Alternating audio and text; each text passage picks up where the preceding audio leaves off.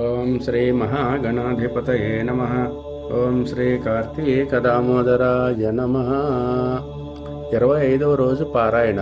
అంబరీష, పూర్వజన్మలో కించిత్ పాప విశేషము వలన నీకీ అనర్థం వచ్చినది. నీ బుద్ధిచే దీర్ఘముగా ఆలోచించి నీకెటుల అనుకూలించునో అటులనే చేయుము. ఇక మాకు సెలవిప్పించుము అని పండితులు పలికిరి. అంత అంబరీషుడు, ఓ పండితోత్తములారా, నా నిశ్చితాభిప్రాయం ఆలకించి వెడలుడు. ద్వాదశీ నిష్టను విడుచుట కన్నా విప్రశాపం అధికమైనది కాదు. జలపానం చేయుట వలన బ్రాహ్మణుని అవమానపరచుట కాదు, ద్వాదశిని విడుచుటయు కాదు. అప్పుడు దూర్వాసుడు నన్నేల నిందించును? నిందింపడు. నా తొల్లి పుణ్యఫలము నశించదు. కావున జలపానమునరించి ఊరకుందును అని వారి ఎదుటనే జలపానము నొనరించెను. అంబరీషుడు జలపానమునరించిన మరుక్షణముననే దూర్వాసుడు స్నానజపాదులు పూర్తి చేసుకుని అక్కడికి వచ్చెను. వచ్చిన వెంటనే ఆ ముని మహారౌద్రాకారుడై కండ్ల వెంట నిప్పులు క్రక్కుచు, ఓరి మదాంధ, నన్ను భోజనానికి రమ్మని నేను రాకనే నీ వేళ భుజించితివి. ఎంత దుర్మార్గము, ఎంత నిర్లక్ష్యము, ఎంత ధర్మ పరిత్యాగివి. అతిథికి అన్నము పెట్టెదనని ఆశ చూపి పెట్టకుండా తాను తినినవాడు మలభక్షకుడగును. అట్టి అధముడు మరుజన్మలో పురుగై పుట్టును. నీవు భోజనమునకు బదులు జలపానము చేసితివి. అది భోజనముతో సమానమైనదే. నీవు అతిథిని విడిచి భుజించినావు. కావున నీవు నమ్మకద్రోహి వగుదువే కాని హరిభక్తుడు ఎట్లు కాగలవు? శ్రీహరి బ్రాహ్మణావమానం సహింపడు. మమ్మే అవమానించుట అనినా శ్రీహరిని అవమానించుటయే. నీవంటి హరి నిందాపహరుడు మరి ఒకడు లేడు. నీవు మహాభక్తుడనని అతి గర్వము కలవాడవై ఉన్నావు.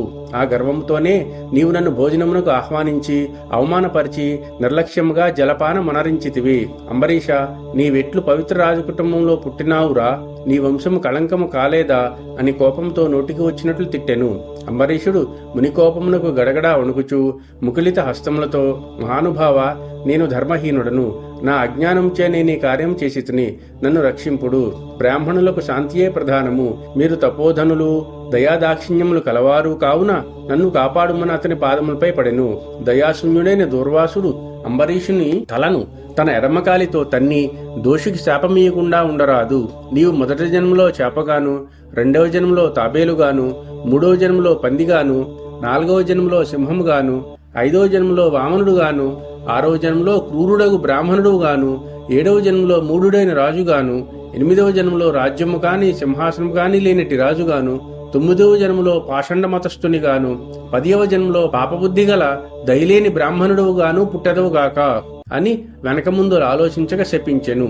ఇంకనూ కోపము తగ్గనందున మరల శపించుటకు ఉద్యుక్తుడగుతుండగా శ్రీ మహావిష్ణువు బ్రాహ్మణ శాపం వృధా కాకూడదని తన భక్తునికి ఏ అపాయము కలగకుండా ఉండుటకు అంబరీషుని హృదయంలో ప్రవేశించి, మునివర్య, అటులనే మీ శాపం అనుభవించునని ప్రాధేయపడెను.